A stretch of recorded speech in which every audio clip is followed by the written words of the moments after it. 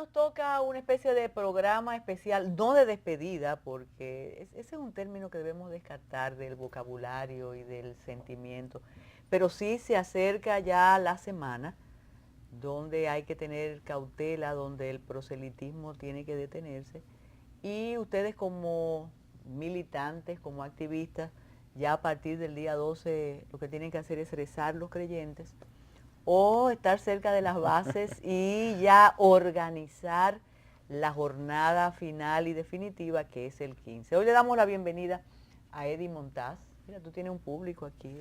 Sí, ya veo. Un joven dirigente peledeísta que ha hecho un trabajo constante, firme, que Sí. después que pasen las elecciones, independientemente del resultado, también va a hablar del partido, un partido que ha formado generaciones de políticos en la República Dominicana, les guste o no les guste a las personas de afuera. Pero Eddie, vamos a hablar de política de coyuntura. ¿Cómo ves esta etapa final de la campaña y del proceso?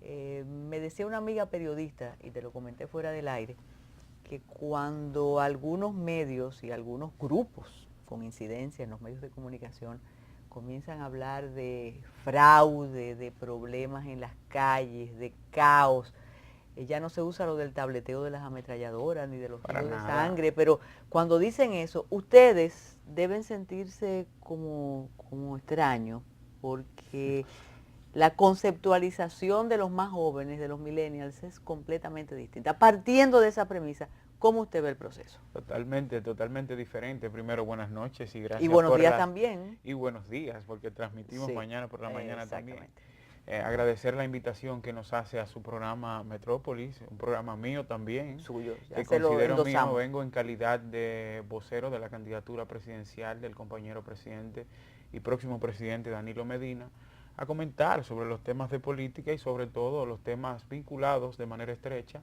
a nuestro compañero Danilo Medina, para responder su pregunta de cómo vemos el panorama actual político que estamos viviendo ya en este tramo final de campaña. Bueno, yo considero que en gran medida normal, aunque existe una anomalía de un sector de la oposición muy mínimo y que se reduce en la medida que va pasando el tiempo, tratando de deslegitimar los resultados electorales que vienen el próximo 15 de mayo, y me genera algo extraño porque son los mismos que han validado las acciones que viene haciendo la Junta Central Electoral los últimos meses, y entonces en este tramo final ya están buscando el argumento de la derrota. Nuestra generación lo ve total, yo entiendo que lo ve en desacuerdo, y yo quiero hacer un paréntesis para por lo menos explicar en qué estamos como generación en República Dominicana en este momento. Es bueno que entendamos que el 50% de la población actual tiene como promedio de edad 27 años. Eso quiere decir que nació a partir del 89, del 1989, y año siguiente, después del 89, que cae el muro de Berlín y se rompe la Guerra Fría. O sea, ya los criterios ideológicos tradicionales que se vivían antes de eso empezaron a romperse a partir del 90. O sea, nosotros no tuvimos la oportunidad de ver los 12 años de Balaguer, los problemas generados en los gobiernos del PRD a mediados de los años 80, las situaciones que se generaron en la crisis electoral que se provocó en el 94, que dio el traste a las elecciones del 96. Quizá la pudimos ver y pocos la recuerdan, pero no la pudimos vivir porque éramos muy jóvenes. Entonces nuestra generación actual ya es una generación pensando diferente, pensando de manera progresista, exigiendo niveles de transparencia y sobre todo una generación tranquila, que lo que exige es que las cosas marchen de manera civilizada, de manera regular y con la información en la mano. Porque lo importante de esta generación es que quizás está más informada que las generaciones anteriores, porque tiene niveles de acceso mucho más rápidos. Y esta generación sí sabe lo que está pasando hoy en República Dominicana.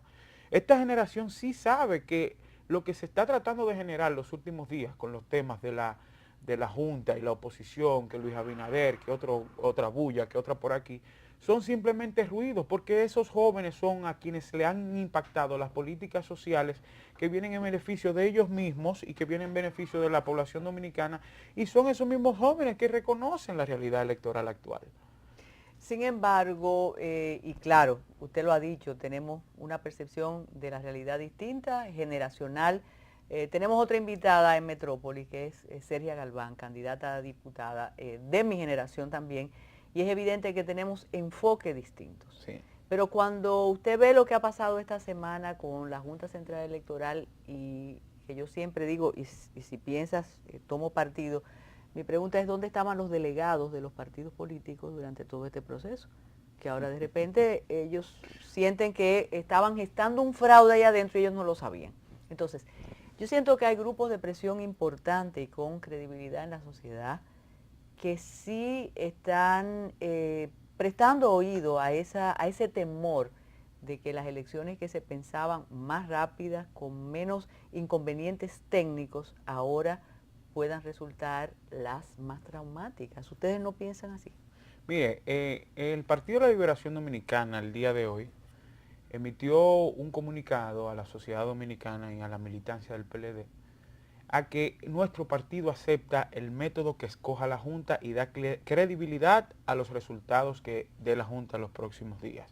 Pero a mí me llama la atención ese tema, sobre todo quienes llaman a un posible fraude producto de un conteo electrónico. Primero, ellos, en primera instancia, sus delegados, o sea, esos partidos o ese partido en términos específicos que se llama el PRM, con el señor Abinader a la cabeza, primero exige a la Junta el conteo del 10% de los votos.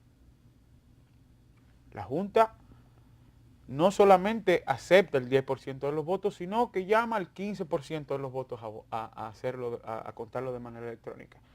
Empiezan el proceso de queja, ellos empieza el proceso de los resultados de las últimas encuestas electorales, donde le dan ya a un candidato que le llaman febrero, porque no llega a 30, y nuestro candidato en ascenso sobre el 60%. Entonces eso provoca que, además ya aceptado el 15, exijan más. La Junta ayer dijo que se iban a contar el 100% de los votos en el tema presidencial. Entonces me genera me genera mucha extrañeza, me genera mucha indignación sobre todo, es que ellos o él específicamente está atentando contra las personas que sí creen en él, porque yo no puedo pensar hoy de una manera y mañana de otra. O sea, al partido que más les conviene que los niveles de transparencia en estas elecciones, por los resultados que ya se evidencian, es al Partido de la Liberación Dominicana, doña Carmen. O sea, el partido que más le conviene, y por eso nuestro partido ha dicho que no importa el mecanismo de cómo se cuenten, nosotros vamos a aceptar la muerte el 15 o la muerte el 16 electoral hacia el partido de oposición, llega. Ellos van que elijan. A pesar de, y eso lo comentábamos la semana pasada con un amigo suyo, con Elvin Castillo, a pesar de lo que se dice en las encuestas, Bernardo Vega dice que son 19 encuestas que son similares, pero hay grupos políticos importantes que hablan de la posibilidad de una segunda vuelta. ¿Qué cree Eddie Montaz de esa segunda vuelta? Y sobre todo con estos escarceos con la Junta, dicen, bueno, si en la primera vuelta hay problemas, en la segunda resolvemos. ¿Hay posibilidades de segunda vuelta? Desde mi punto de vista, y sé que el punto de vista de más del 65% que aprueba el que va a votar por Danilo y más del 80% que aprueba la gestión del PLD y Danilo Medina, no va a haber segunda vuelta. O sea, no solamente lo digo yo. Usted acaba de decir que 19 de las firmas encuestadoras más prestigiosas que han hecho trabajo en República Dominicana y que vienen haciendo trabajo fuera del país, dicen que Danilo gana sobre el 60% en primera vuelta. Nuestras encuestas como partido nos posicionan sobre el 65% de la preferencia o de la intención del voto el próximo 15 de mayo, que ya nos quedan unos días para el 15 de mayo. Desde luego que no veo la posibilidad de que haya segunda vuelta, pero sobre todo es importante que la población entienda esto. Estas acciones que viene haciendo el señor Abinader o los partidos o el partido de oposición, porque los otros no lo han hecho. O sea, no vemos esa queja constante de los otros, sino es sobre todo él y los que van aliados a él, evidencia claramente que ellos están perdidos en estas elecciones. O sea, yo entiendo que debieron haber sido un poquito más inteligentes y respetar a esa gente que sí crece. Es bueno que usted entienda, doña Carmen. Es un accidente que un partido emergente gane un proceso electoral en su primera aparición. Eso solamente se da por dos factores fundamentales. Primero, por una crisis política que puede existir en República Dominicana, que no la hay. Y segundo, por una crisis económica que existe en el país, donde se vayan a celebrar las elecciones, que tampoco la hay. O sea, República Dominicana se da el lujo de exhibir los mayores crecimientos económicos en los últimos años de Latinoamérica y el Caribe, pese a las crisis que han habido.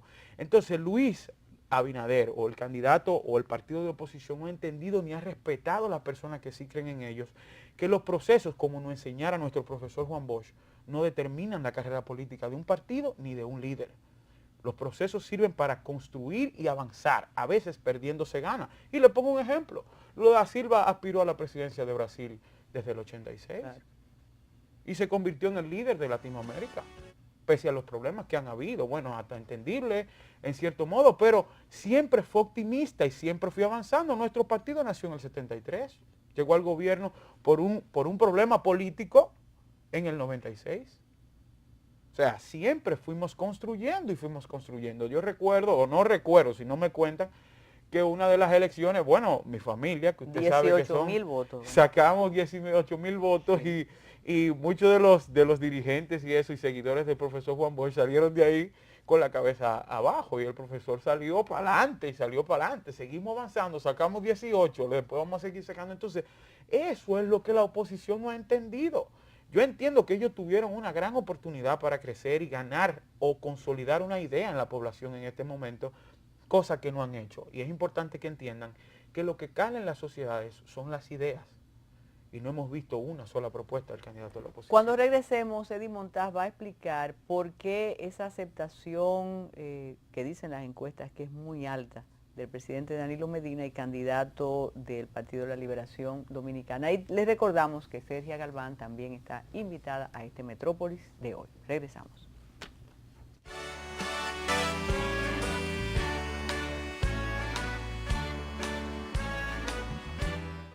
Eddie Montaz, ¿por qué esa aceptación de la candidatura o de la figura del presidente Danilo Medina? Dicen algunas encuestas que él está por encima del partido. ¿Por qué? Bueno, es una obra, primero es una obra de gobierno. El presidente Danilo Medina, el programa de gobierno del presidente Danilo Medina a inicios del año 2012, reflejaba una serie de acciones en beneficio de la población dominicana, lo que al día de hoy se ha cumplido en un 97%. O sea, ese es el primer punto. Nuestra sociedad es una sociedad noble, una sociedad inteligente y una sociedad que observa, sobre todo que observa. Entonces, desde mi punto de vista, los niveles de aceptación del presidente Danilo Medina se deben a unas acciones de gobierno, primero encaminadas a pensar en la gente, segundo, un trabajo, pese a ciertas situaciones que se han generado, porque no lo podemos hacer todo en 4 años y hay cosas que tampoco se han hecho de la manera correcta, pero sí que van en beneficio de la colectividad y que todo el mundo lo ve. Cuando vemos las jornadas tan extendidas y que unos padres con 3 hijos, por el caso mío de ayer, yo estuve ayer en el recorrido del presidente, estuvimos ayer en Nagua, y hasta una foto me pidió una señora que tirara porque coincidió con la salida de los estudiantes a las 5 de la tarde. La señora fue a buscar a sus hijos, sus 3 niños al colegio, a la escuela, y fue a las 5 de la tarde. Y cuando me abre los brazos me dice, tírame una foto para que se la mande al padrino de tu muchacho. Cuando yo le pregunto, a mí me gusta desmontarme en las manifestaciones que nosotros hacemos para conocer la gente y ver qué piensa la gente, para poder venir aquí a hablar con coherencia. Y yo le decía, ¿por qué tienen que ser Danilo el padrino de ellos? Oh, porque estos muchachos están desde esta mañana en la escuela y nos ahorran a mí y a su papá una cantidad significativa de dinero que ya lo podemos usar en otras cosas. Por eso que Danilo es su padrino. Entonces, ese tipo de cosas sí lo toca a la gente. Cuando vemos los programas de transferencia condicionada, en los que se incluye también el tema de jornada extendida, vemos las ayudas en Seguro Nacional de Salud, que ya el 96-97% de la población pobre en República Dominicana hoy tiene salud. Ojo, eso no quiere decir que el sistema de salud no necesita mejoría. Ah, porque usted sabía la pregunta, la observación. Sí, claro. A pesar de Chanel Rosa, que es un gran trabajador, un gran funcionario, sí, y se ocupa de SENASA, mañana, tarde y noche, y siempre repito lo que él dice, que lo que no le pasa a la clase media no le pasa a nadie. Claro, Y eso es importante. pero es importante también que entendamos como sociedad que para recorrer 100 kilómetros hay que primero empezar por el 1. Entonces la base es el 1. O sea, primero tratamos el tema de cobertura y luego yo sé que vamos al tema de calidad. Pero cuando vemos también niveles de transparencia exhibidos en República Dominicana que antes nunca se habían visto, como el tema del sorteo de las visitas de las escuelas públicas que se hicieron, cuando vemos niveles de democratización de los créditos. O sea, es bueno que entendamos este punto. La República Dominicana hoy en día, y es lo que percibe básicamente el Millenniums, la República Dominicana hoy en día ha pasado de un estado de privilegios, como usted sabe que muchas veces pasaba antes, a un estado que va encaminado a un estado de derechos. O sea, ya alguien que quiere invertir en República Dominicana, un desarrollador de cualquier pyme, no necesita ningún proceso de gestión o ninguna coyuntura de un amigo político para lograr las cosas. Y eso yo he tenido muchísimos ejemplos de amigos que consiguen las cosas en el gobierno porque van y hacen su fila, y otros que pretenden usarnos a nosotros quizás con ciertos niveles de influencia no lo logran porque nosotros tenemos, si exigimos la ley, debemos de respetarla. Debe de empezar por nosotros. Hay un punto delicado, aunque si vamos a los datos objetivos, se arrastran corrientes de otros ríos, pero la oposición habla de la corrupción. Sí. Y tú puedes preguntar y dices, bueno, pero dime cuáles casos de este gobierno están, y a veces se dificulta. Pero ¿cómo piensan ustedes desde adentro que el uso de los recursos públicos, la prevaricación, la corrupción ha afectado al gobierno de Danilo Medina? El problema del tema de corrupción en los países de Latinoamérica y específicamente en República Dominicana es una corriente arrastrada durante el tiempo. Lo primero es que tenemos que aprender, entender ese punto. Es un tema básicamente cultural. Ahora, lo que yo sí puedo decir, que los niveles de transparencia exhibidos en este gobierno del PLD y del presidente Danilo Medina nunca se habían visto en República Dominicana. Nunca. Cuando vemos que tenemos un desarrollo económico de un crecimiento de un 7%, cuando vemos que muchísimas de las acciones del gobierno se pueden hacer pese a los problemas económicos que hay en la región. Mire, el presidente en la presentación del programa de gobierno el pasado sábado fue algo hasta jocoso con el tema que dijo, con el punto en el que habló, y dijo, da pena que nosotros vayamos a organismos internacionales, y da pena y alegría para nosotros específicamente en República Dominicana, que vamos a organismos internacionales y vemos cómo esos organismos censuran a todos los países de Latinoamérica y ponen a la República Dominicana como el ejemplo de que se está haciendo lo correcto en materia económica. Entonces, ese tipo de cosas, ese tipo de crecimiento, las facilidades de los niveles de acceso que pueden, o lo que se puede derramar a la población se logra, primero, por una voluntad del presidente. Segundo, porque se gastan de manera eficiente los recursos del Estado. A mí me genera también mucha impresión de la oposición porque simplemente te dicen hay corrupción, pero no identifican un tema en específico. O sea, ellos no te dicen un punto específico, ellos te hablan de manera generalizada. Desde luego que deben de haber todavía, porque las cosas no es una varita mágica que tiene el presidente Medina. ¿Qué hay de nuevo en el programa de gobierno 2016-2020? Bueno, es un programa de gobierno interesantísimo. El pasado sábado, como ya le mencionaba, la sociedad dominicana tuvo la oportunidad de conocerlo, ya había conocido varias pinceladas. Sobre todo es la continuidad de los avances de las conquistas como pueblo que hemos logrado. Por ejemplo, nosotros con la inserción del 4% de educación al PIB hemos logrado que se construyan en República Dominicana, hemos logrado cubrir el tema de la cobertura primero en educación, y en estos próximos 4 años vamos por más. O sea, llámese por más, aumento en la calidad educativa, que lo necesitan los pueblos. Sin educación no hay desarrollo, es la base de todo desarrollo, pero previamente a eso nosotros necesitamos cubrir cobertura. O sea, primero la cobertura y después vamos a calidad. Seguridad ciudadana. Seguridad ciudadana, es bueno que se entienda también sobre la seguridad ciudadana. Desde mi punto de vista muy personal, se debe analizar de diferentes aspectos. Yo sé que el principal problema de preocupación en la República Dominicana. Lo dicen las encuestas, y si la creemos para un aspecto, tenemos que creerla en otro. No, claro, y desde luego, nosotros como partido, o nosotros como jóvenes del partido, lo primero es que nos enseñan a reconocer nuestros errores, porque lo único que tú puedes hacer para tú resolver un problema es reconociendo que está. Y nosotros sí lo reconocemos. Ahora, se han venido tomando acciones que han generado, la seguridad ciudadana se mide por la reducción de los índices de criminalidad. Pero en República Dominicana tenemos un problema, porque no solamente son los índices de criminalidad que se han reducido, que lo hemos visto que se han reducido, sobre todo debajo de la media de Latinoamérica los últimos años.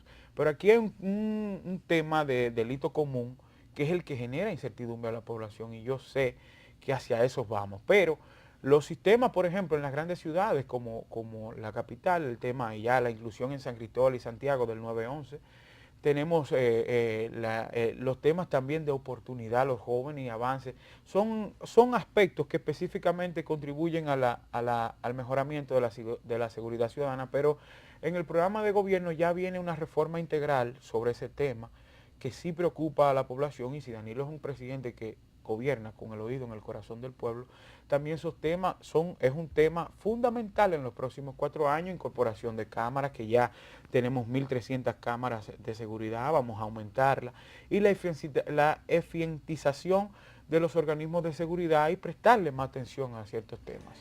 Yo sé que es difícil las apuestas en política, pero entonces usted se compromete a venir después del 15 para hablar de los resultados electorales. Pero claro, desde luego. Además usted dice que este es su casa, el canal también. No, pero claro, y también es radio. Yo soy claro que sí, claro de radio también es de usted. Verdad. Gracias, Eddie Montaz. Cuando regresemos, Sergia Galván nos va a hacer el cierre de campaña también aquí en Metrópolis. Regresamos de inmediato.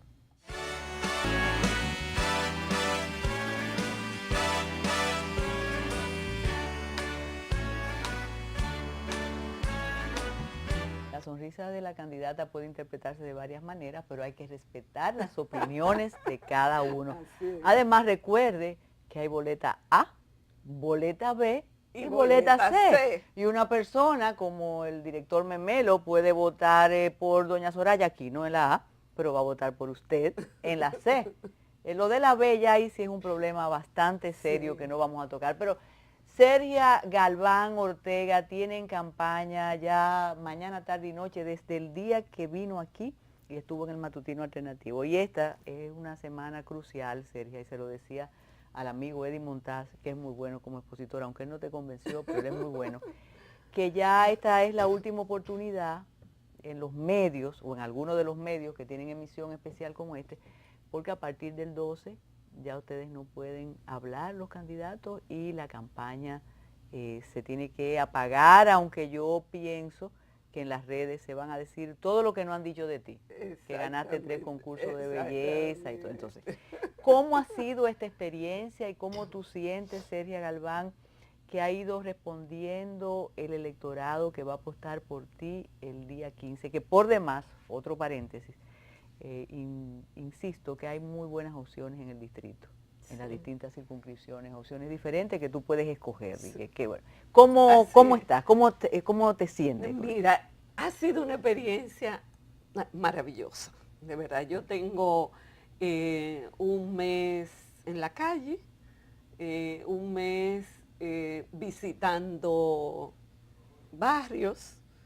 He estado en El Manguito, en La Yuca, en Matambre, Los Praditos, San Carlos, San Miguel. Bueno, en fin, ha sido un recorrido impresionante por los barrios, tanto de clase media como los barrios marginados de la ciudad. Y ha sido una experiencia maravillosa. Primero, porque yo he ido a conversar con la gente y a plantearle mi propuesta. Y yo estoy impresionada de la cantidad de gente que me conoce. ¡Ay! Usted es que defiende los derechos de que... Bueno, entonces eso para mí ha sido de verdad muy positivo. La cantidad de gente que me conoce, que conoce mi trabajo, que se identifica con mi trabajo. Eso en primer lugar. En segundo lugar, para mí ha sido muy importante la cantidad de gente que me hacen sugerencias, que me hacen propuestas, que me hacen recomendaciones que he ido incorporando en mi programa de campaña. Otra experiencia muy positiva ha sido la cantidad de gente que me ha dado su apoyo. Gente joven, gente del movimiento social, gente del movimiento feminista, gente de la academia, gente de los medios de comunicación. De verdad que estoy impresionada. No esperaba recibir tanto apoyo, incluso de gente que son incluso de otras tendencias políticas o partidarias y que realmente están acompañándome. Ese apoyo que ha sido de acompañarme, qué sé yo, el domingo yo estoy caminando por el barrio chino, como es parte de mi práctica. O sea que yo en que tú has tenido que inventar, tú has tenido que volver a recorrer lugares. Exactamente. Entonces, estoy en el barrio chino y me llama mi amiga Virtudes de la Rosa y me dice, mira, nosotros vamos para allá, ¿dónde tú estás? Y llega Virtudes con su hija, con amigas, a acompañarme en ese recorrido por el barrio chino. Pero lo mismo pasa, por ejemplo, el Bonje. Yo siempre voy al Bonje. Entonces, pues yo he ido al Bonje. Y tan mal que bailas, pero sí, pero sí. Me encanta la música y ver a los buenos bailadores, me deleitan. Entonces, ir al Bonje y encontrar toda esa gente que ya me conoce dándome su apoyo. O sea que, en sentido general, ha sido una experiencia muy positiva la apertura en los medios que se inauguró contigo. Bueno, porque tú me contrataste. Pero mi lanzamiento fue en Matutino Alternativo, en la radio y en Metrópolis, en la televisión. Por eso, cuando estábamos haciendo la agenda, ya dije, no, Sergia tiene que ir a cerrar allá. Mira, y mira, eso ha sido sumamente importante, porque yo creo que entonces mucha gente ha dicho, no, espérate, yo tengo también que ser solidaria y solidario con Sergia, y han ido a apoyarme. Tú dices la sorpresa de los apoyos, y yo creo que por tu militancia, tu práctica y tal vez tu temperamento, tú has aprovechado esas oportunidades. En lugar de decir, no voy a tal medio, o por qué me están llamando, o si es gratis, si no es gratis. Y quiero decirte, Sergio, y tú lo ves todos los días cuando abres los periódicos, que esta vez la presencia de las candidaturas que no son las tradicionales ha estado de manera permanente en los medios tradicionales. Eso es así. Que se aproveche más o se aproveche menos, que te sintonicen más o menos, es así. Así es. Y yo te digo, yo he estado en los medios escritos todas las semanas, en los medios digitales diario, o sea, en la televisión diario. O sea, después de mi estrellato en Metrópolis, he estado diario. Entonces el asunto es optar. Cuando yo veo esa colección, porque tú tienes tu fotógrafa de planta también, que es Lorena Espinosa, mi diseñadora gráfica. Yo veo y he visto en tu página esos contactos y la actitud de las personas. También debemos apostar a la decisión del electorado, del votante. Saben tu propuesta, saben cómo tú eres, cómo te acercas, y decidirán el día 15 si sí o si no. ¿Qué tú ofreces, Sergia, cuando visitas callejones, casitas, sitios de diversión? ¿Qué tú le ofreces? Playas, parques, ¿qué tú le ofreces al votante?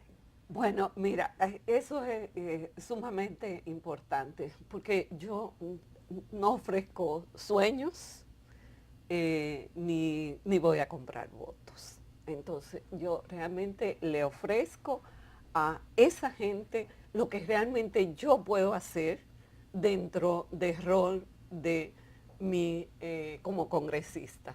Y lo primero que hago es dejar bien claro cuál es el rol del Congreso, porque hay mucha confusión en la ciudadanía, hay mucha confusión. ¿Creen que son síndicos, a la cual han contribuido mucho los políticos? Entonces hay una confusión en la población de cuál es tu rol. Y lo primero que hago es explicar cuál es mi rol en el Congreso y luego mi propuesta. Esa propuesta que ya yo presenté aquí, que va en 3 direcciones. una dirección de fortalecer esa institucionalidad del Congreso para que el Congreso cumpla con su rol de fiscalización, de elaborar leyes, de representar al electorado.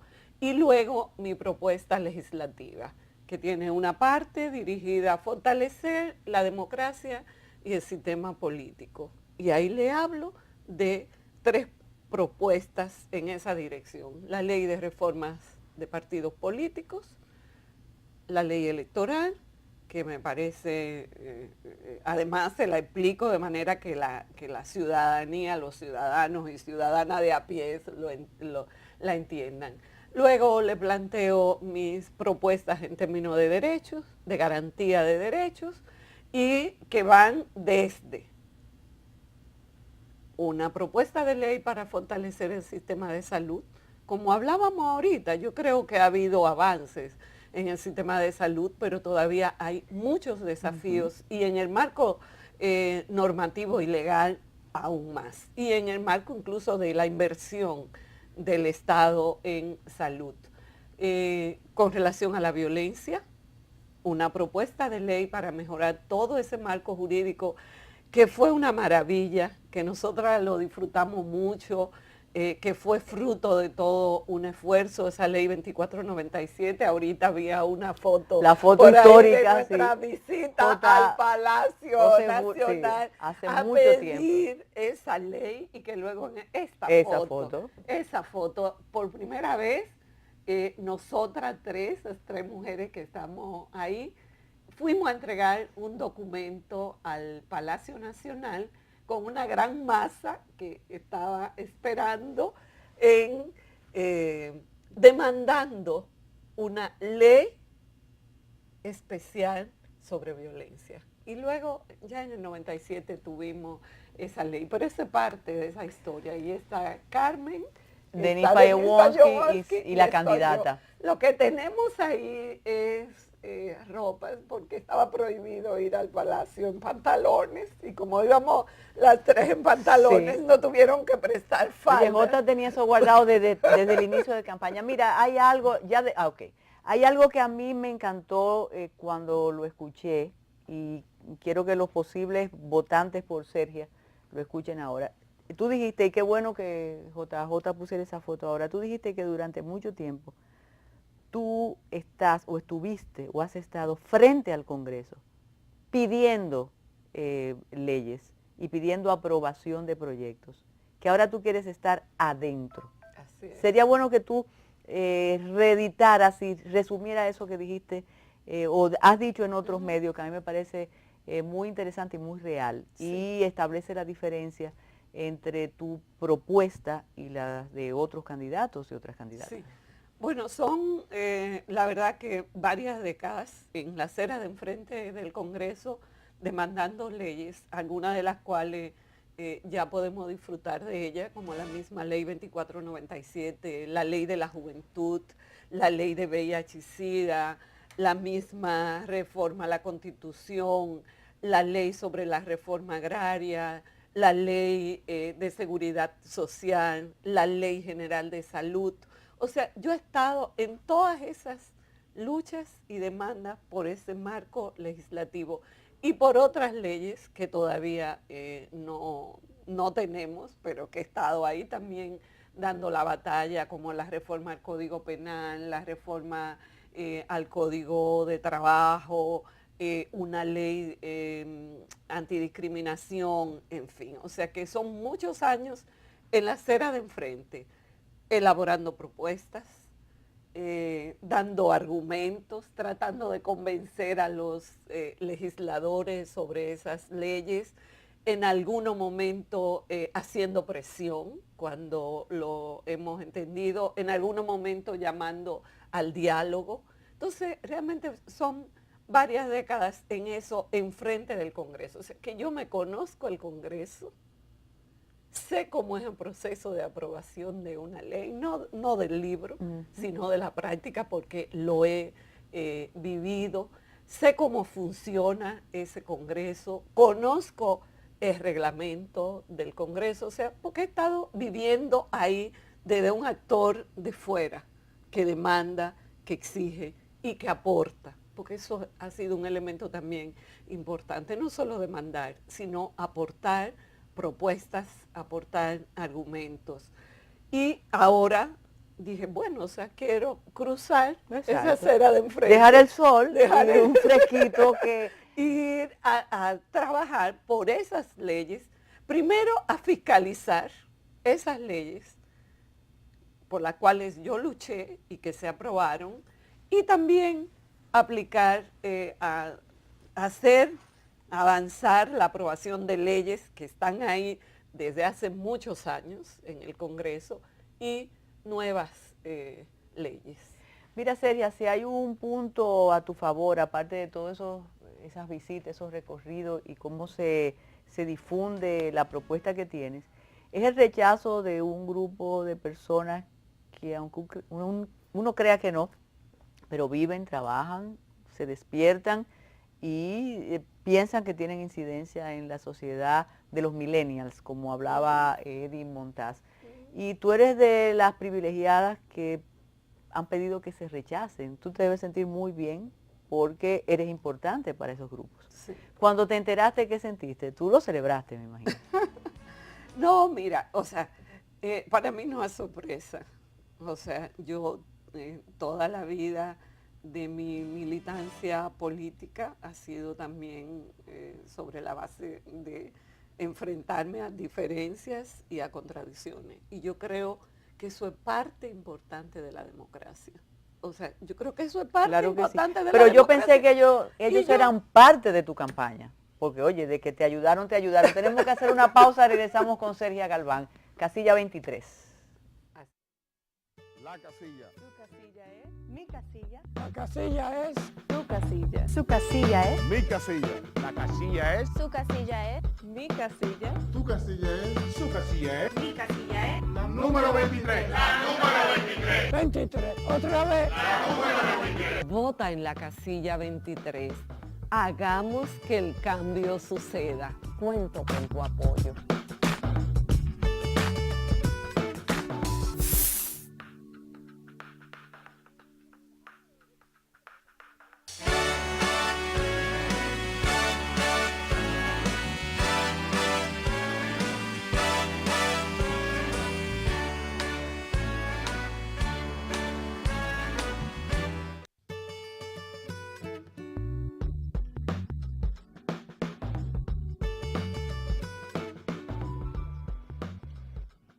Soy Sergia Galván, candidata a diputada por la circunscripción número 1 del Distrito Nacional de la Alianza por la Democracia.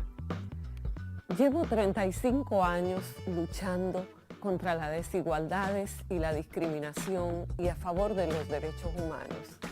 Ahora voy a seguir esta lucha, no solo desde la sociedad civil, sino desde el mismo Congreso Nacional. Me comprometo a trabajar por un Congreso ético que elimine la corrupción y el llamado hombre del maletín. Voy a promover leyes que eliminen la inseguridad ciudadana, leyes que permitan mejorar los servicios de salud de la ciudadanía. Igualmente voy a trabajar por leyes que garanticen la igualdad entre los hombres y las mujeres y leyes que fortalezcan la democracia, por el cambio que necesitamos y que merecemos. Vota por la coalición MINU 2016 en la casilla 23. Cuento con tu apoyo. Mira, aquí los muchachos que son artistas, productores, que tienen años en estos menesteres, muchos años, están piropeando esta promoción tuya, que por cierto, todos tus amigos en Nueva York y nuestros amigos y amigas la pueden ver porque el programa se ve a través de las redes y cuando lo colguemos. Me encanta esa publicidad, Sergia, y me dice que te costó muchísimo. Mira, es un ejemplo, de verdad yo puedo dar lección de lo que significa hacer una campaña derrotando el dinero. Yo he derrotado el dinero, yo he derrotado la inequidad sobre la base de la solidaridad. sobre la base del apoyo. O sea, todo esto ha sido colaboración y contribución solidaria de la gente. Entonces, para mí eso ha sido muy significativo, ha sido muy importante. ¿Qué te queda por recorrer, por hacer, por decir en estos días antes del cierre de la campaña, que es el 12? ¿Tiene el partido que representa? Tengo una especie de cierre hoy. Ajá. En Metrópoli. Estoy no, porque esto fue, mira, este es un cierre, porque además lo vamos a difundir y difundir. Pero mira, mi cierre ahora, o sea, ya yo recorrí todos los barrios, todas las zonas que iba a recorrer. Entonces, ahora, en esta etapa ya final, me voy a concentrar en, primero, la garantía y la seguridad del voto. Es un trabajo ya más directo, es un trabajo más de reuniones con pequeños grupos, la garantía del voto. Trabajar con los delegados y delegadas que van a colaborar conmigo en esa defensa del voto y tratando de llegar a ese electorado que todavía ninguna propuesta le ha convencido de ir, de levantarse a votar. Entonces, mis esfuerzos a partir de ahora van a estar orientados en esa dirección, de que una nunca puede hablar de sus estrategias de campaña, pero mis estrategias de campaña son claras. Esa gente que tiene duda, esa gente que todavía no se ha decidido a votar, yo le quiero convencer de que realmente hay opciones buenas y que tienen una oportunidad. Y además que me den la oportunidad de yo cruzar esa acera del Congreso. Y hay un detalle que me encanta que lo tengas presente, que tiene que ver con el pragmatismo sin dejar la ética de lado, y es la estrategia del día D. Y eso ahora tú tienes que afinarla y el grupo que te apoya también, porque el voto se defiende en la mesa. Exactamente. Y para eso se necesita representación, delegados, delegadas. Se necesita, fíjate que el intento que hizo la Junta, uno de los puntos a tratar fue que no llegaron los viáticos a tiempo y que no hubo transporte. Entonces eso tienes que garantizarlo, tu candidatura tiene que garantizar eso. Porque puede haber mucha buena intención de votarte, pero si no hay transporte. Exactamente. Si hay un enfermo en la casa y no puede dejarlo la persona, de modo que estás en lo correcto. Y de apoyar mucha gente que, mira, hay que seguir motivando a la gente, pero yo te digo, en esta circunscripción todavía es muy alto el número de personas que no están todavía definidas en términos de ir a votar, y yo creo que ese segmento es importante. Es bueno recordar los límites de la circunscripción número 1 para que las personas que te han visto ahora por primera vez digan, pero yo quiero votar por Sergia. Los límites de la circunscripción número 1 es grande. Sí, bastante grande. Va desde la zona colonial, toda la zona intramuro, por el sur, todo el malecón, hasta llegar a la Luperón, sube por la Luperón, llega a la Kennedy. Es enorme. Es enorme. En la Kennedy baja por la Leopoldo Navarro. Llega, toma Don Bosco y San Carlos, sigue bajando hasta terminar en Santa Bárbara. O sea, es realmente una zona bastante grande y que he caminado. De norte a sur, de sur a norte. Así mismo. ¿Cuál es tu mesa? ¿Dónde es tu colegio electoral? ¿Dónde tú votas? Mi colegio electoral es en la iglesia Las Mercedes, ese colegio electoral que está ahí al lado de la iglesia Las Mercedes, ahí estoy. Pero, Carmen, para mí es muy importante, ya como cierre de esta campaña, hacer un llamado a los ciudadanos, a las ciudadanas, a las mujeres, a los jóvenes, a que vayan a hacer este ejercicio de manera consciente. Nosotros sabemos que el clientelismo está ahí mediando, pero realmente que sea un voto consciente, que a la hora de ejercer este derecho al voto, piensen en personas que realmente van a garantizar sus derechos, que están comprometidos con un ejercicio parlamentario ético, que están comprometidos con no fallarle, que están comprometidos y comprometidas a ser sus verdaderos representantes en el Congreso. Y esa es mi apuesta.